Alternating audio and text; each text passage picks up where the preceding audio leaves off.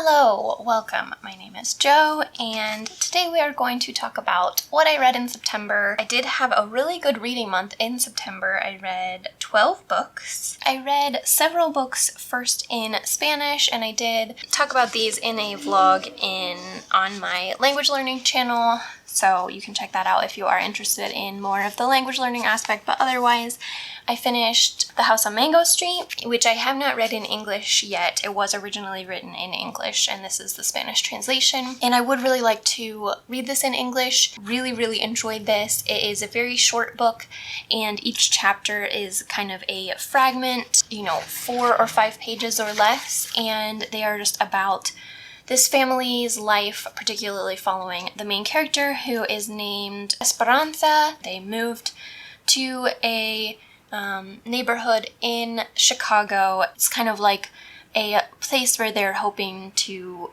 only live temporarily. It's kind of not their dream home or the place that they came from, but there is a Latin American community there. She's interacting with her neighbors and her friends and her extended family and immediate family. I do think it was pretty sad. So again, I do want to read it again in English, and then I will probably have a better review for you. Then I read the graphic novel for the first Percy Jackson book, which I had never read before, haven't seen the movies, don't know anything about it other than that it's about mythology, and it was really enjoyable. I like that there is kind of representation of neurodivergence and kind of not fitting in places and not being accepted, and kind of the lack of structural supports for people who fall outside of the norm. And yeah, it was pretty good.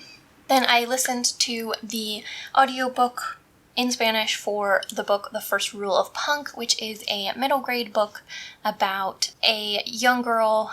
Again, nothing whatsoever like this, but weirdly very similar sounding to this.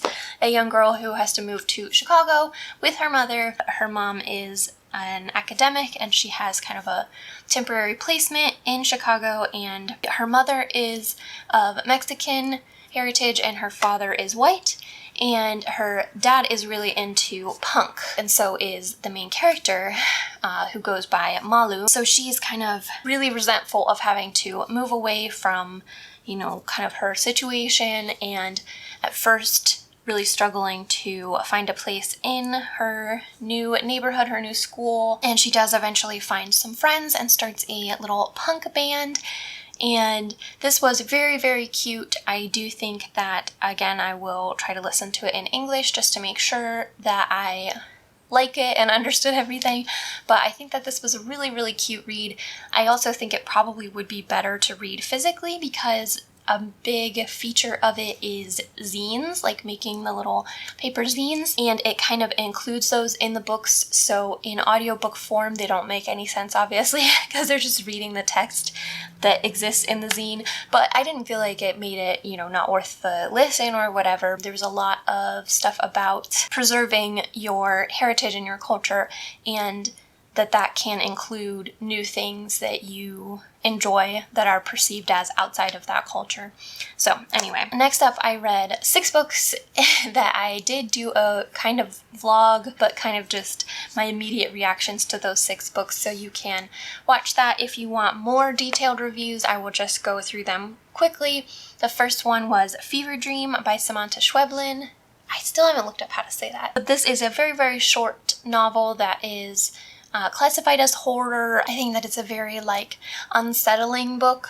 I don't know if I would call it horror, but it is discussing environmental issues, kind of contamination and sickness. You're following a narrator who is kind of in a fever dream as she discusses how she came to be in this situation with a kind of mysterious child. Very weird, very cool. I really enjoyed the read. This is translated from Spanish. It's an Argentinian author, and I did also just kind of start, in addition to my Reading Around the Spanish-Speaking World project that I am doing, I kind of started additionally just tracking authors from everywhere around the world as well. I know there are a lot of YouTubers that are doing this. The one that I saw do this first, I think, was Emmy, but I also know that Toby's Book Corner and Intabi and her books also are doing this. I just decided to start tracking mine as well with this month, so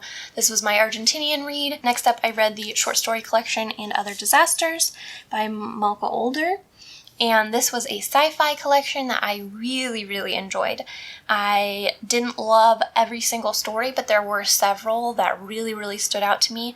It's a lot of discussion of kind of how we move forward as a society with technology and international relations, politics. There were a lot of really creative ideas explored, and it was, tied in with social issues and culture, which is how I prefer my sci-fi to be. So then I read We Had to Remove This Post by Hannah Bervowitz, which is a Dutch author, so the Netherlands is checked off, and this was about content moderators on Facebook or any social media and kind of the horrors of their job. You're following a woman who gets this job, goes through the interview, the training, the actual work process, and the impact that it has on her and on her colleagues and everything, of just seeing every single day all of the horrors that are posted on social media that we are kind of at least moderately protected from as, just casual social media users, as well as all of the misinformation and the ways that they are not protected by the institution that they're working for. And yeah, just very, very thought-provoking, something that I think is very messed up that we as a society just allow that. So I don't know what the answer is, but it was very disturbing. Then I read Lemon, which is from a South Korean author, and this is a kind of mild suspense or, intrigue kind of book. You are following a murder that occurs of an 18-year-old girl and the aftermath of that, moving forward years and years afterwards. You're following her sister and several other characters that were, kind of peripherally involved. And the murder has not been solved, and so you're kind of seeing more information come out from people around it who maybe know something that they haven't said. It's kind of about the trauma and the grief more so than a procedural or anything like that. It wasn't majorly impactful for me or anything. I wouldn't say you need to rush out and read it, but if the opportunity arises, I think it's worth it. Then I read Paradise by Fernanda Melchor, and this is a Mexican author. This book is narrated by a young teenage boy, I believe, who is working at a luxury housing development in Mexico called Paradise, and he kind of befriends-ish a grandson of someone who lives in this development. And so there are very strong class dynamics as well as colorism, but both of these boys are just colossally unhappy. They have very unhappy home situations as they kind of spend a lot of time together, kind of using each other in a way. They kind of develop a plot that is very dark. Yeah, this book is content warnings just through an air horn. They are both extremely misogynistic. The narrator is extremely anti-fat. Every content warning you could probably think of for this book, but it was very kind of insightful in a way. It was getting a window into a world that I would never have had an opportunity to see that kind of character's experience or internal life. So yeah, it was very thought-provoking, and I'm glad that I read it, and I will read more of her work, but it's also not for everyone. I don't just widespread recommend it. I think if you're interested in it, you should look up the book and see if it's something that you think that you would get anything out of. So anyway, then I read The Swimmers by Julia Tsuka, who is the author of The Buddha in the Attic and When the Emperor Was Divine. I've read When the Emperor Was Divine and loved it, and I want to read The Buddha in the Attic as well. This is kind of marketed as the story of a local pool that develops a crack down the pool, and you know, the unsettledness that unleashes in the regular pool goers. And that is kind of, you know, I don't want to say false advertising, but that is only the first section of the book. This is, I think, 4 or 5 sections of the book, and each of them is very unique from each other. It is all telling one story. It is telling the story of an older woman who I believe is representing the author's mother. I don't know if that's fictionalized or, you know, based in reality or completely real, you know, I don't know. It is told as the mother of the narrator. So she is one of the swimmers, but then she also is, you know, succumbing to dementia. And so the majority of the book is about that. It's about the narrator's relationship with her. It's about her kind of losing the ability to care for herself and eventually going into a home. It was very, very sad. Additionally, my aunt just died of dementia, and I wasn't close to her, but, you know, it was still something that was like on my mind. I've always resisted reading about dementia or really learning anything about it because it terrifies me. So had I known going into it that that's what this book was about, I probably wouldn't have read it. So I am actually really glad that I did not know, so that I did read it, because I think it was a really good book. And I think that, you know, if you're someone who has also resisted reading about it, I think it's, you know, it is really heartbreaking, but also it's a human experience and probably something that we should all be, you know, knowledgeable about and have an ability to cope with it emotionally, if that makes sense. So anyway, really, really beautiful book, very emotionally taxing, but also short. So it's not like you were like dragging yourself through this endless saga of pain. So I would say definitely worth the read. I would recommend it. Then I have 2 books that I bought in Chicago. And the first one is Mother Tongue by Demetria Martinez. This is the story of a young woman who I believe is 19 in the beginning of this story, and she lives in New Mexico and is helping, I believe, a family friend who works to get Salvadorian refugees into the United States. So I believe this starts in the 80s. Yes. So this is discussing the US's involvement in the Civil War in El Salvador, where the US funded a lot of the death squads and that sort of thing. So, you know, a lot of political undertones to this, but this is primarily a love story, if you can call it that. So the narrator helps to bring in this like 29-year-old, I believe, activist who is fleeing El Salvador. So she is kind of in charge of helping him begin at least a temporary life in the United States. So he doesn't speak English, and so she needs to help him, like, you know, get a job and that sort of thing. And she falls in love with him. She's very aware in retrospect, because she's writing all of this in retrospect, that this is her kind of filling an internal void of kind of trying to relationship her way out of her own trauma. So she is of Mexican heritage, and I do think that potentially this is partially autobiographical. What? Autobiographical?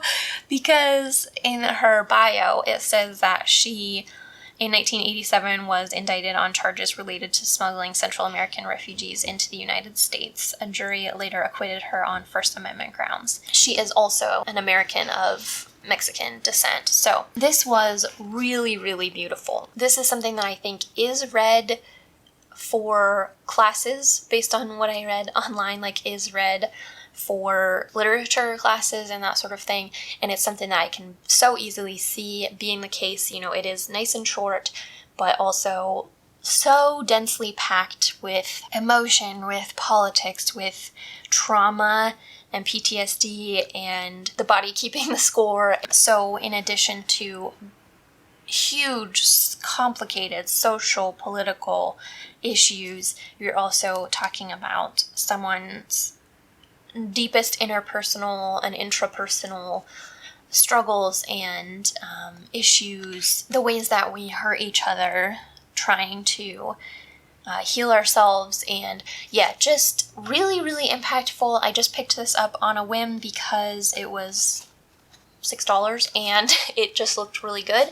I'd never heard of it, but I loved it, and I'm so glad that I just randomly picked it up. If you have any like nonfiction recommendations or fiction recommendations about the involvement of the United States in Central America throughout the second half of the 20th century, I would love to read them because that is something that I want to know a lot more about. This is a strong recommend. Then I read The Woman Destroyed by Simone de Beauvoir. I have never read anything by this author. I have always kind of been interested, but I've also been very concerned because she's like a white feminist from the 20th century, so that is very potentially problematic, and she is very problematic in certain ways. I did buy this because I, first of all, absolutely love the cover. Like, I just love it so much. It reminds me of Warhol, and it's just so cool. But I saw this, of all the random things, in a vlog by Throne of Pages, where she was reading Instagram favorite books, which incidentally, I actually haven't seen this much on Instagram, but she really enjoyed it, and so when I saw it in the bookstore, I just went for it. But I was reading more about Simone de Beauvoir, at home later, and I think that I might read The Second Sex, but I don't know that I will read much else from her. She does, apparently in one of her books, have a very, very gross passage about Black people. And there was also just a weird passing thing in this one where at one point she's talking about a tall Black man, not the word that she uses, sweeping the street. She mentions it like 3 times for no apparent reason. So it wasn't like the end of the world, but it was just like, it was indicative, I feel like, of what her as a person. But anyway, I really, really liked this book. I think if I had to describe this, I would describe it as a combination of Mrs. Dalloway and The Yellow Wallpaper. Like, if you fused those together, it would be this book. This is 3 stories. They are, as far as I know, completely separate, of women being destroyed. And in some ways, this is very privileged, upper middle class, privileged white women stories, but that doesn't necessarily, make them not valid or anything like that. I don't want to go too much in detail about each story. I think it's best to go into it not knowing anything, but I will just say, one of the stories is essentially a completely unlikable character who seems to have really, really, really fucked up raising her family. Just someone in the throes of a complete breakdown who is probably not a good person. Another story is a parent whose child kind of didn't turn out the way that they feel like they raised them to be. It's kind of, they discovered that their child didn't have the values that they thought that they instilled in them. And another one is a marriage falling apart. That doesn't sound like fun to read, and it wasn't fun, but I was so engrossed. I read this in 2 days. At one point I just sat down and read this for 5 hours. It was beautiful writing, and I don't know, I felt like I was getting such rich characters, particularly 2 of the stories, the 2 without the completely unlikable character. I felt like I was just seeing into their souls, and the one with the marriage falling apart, I just wanted to murder the husband so badly. It's so rare that I have read, I'm sure that many exist, but it's so rare that I read about older characters, particularly older women. You see the end of people's stories as like they work through this career path that they want to take, or they work through their relationship and they get married, and then, you know, it just kind of, you assume that once you're on that path that you're just kind of set, you know, that like nothing is gonna go wrong with that after that point. And obviously we all know on like an intellectual level that that is not necessarily true, and probably very, very rarely true, but it's still rare, I feel like, to see that discussed. And so I loved this. I don't know if I'm just not in the right circles, but like to me, this is a classic. I think it should be perceived as a classic. It was originally published in French in 1967. Again, I don't think that she's like a hero to hold up without question, but solid recommend from me unless you are, you know, avoiding white feminists and such, which is certainly understandable. But I think I'm really, really glad that I read this. And lastly, I finished The Legend of the Forest, La Leyenda del Bosque, which is the first book in Los Dioses del Norte, which is a middle grade fantasy series from Spain. I read this as part of a book club for learning languages on a Discord server that I will put the link to if you are at all interested, but this, as far as I know, has not been translated into English, so unless you read Spanish, this isn't relevant, but this was a really, really enjoyable read. It was very cute, very old school fantasy, in my opinion. The world used to have magical creatures and everything, and there were gods that ruled the shadows and gods that ruled the light, and they basically got into a war with each other and couldn't reconcile their differences, so the god that rules the shadows was banished to a separate world, and so it is always dark there, but that is also the only world where magic can be practiced. So if you are a person of magical descent, you have to choose whether to live in the darkness and have magic, or live in our world and not have magic. That is the very, very short version, but you're following three cousins, and they did not previously know that this world existed until they fell into it. So very, very cute. I will continue the series. So that is everything that I read in September. I thought it was really, really good reading month, which is good because I have not had that many of those this year. But I think that October will be even better because I am reading so many books that I really, really like right now, so very excited about that. I am reading Babel by R.F. Kuang very, very slowly because I want to savor it. I don't want to rush through it. I'm reading some cozy autumnal spooky season reads. I'm reading a really, really, really good speculative environmental fiction book. It's just, all of the reads are turning up roses, so I have my weighted dragon here, has been hanging out. So I will hopefully see you in the next video.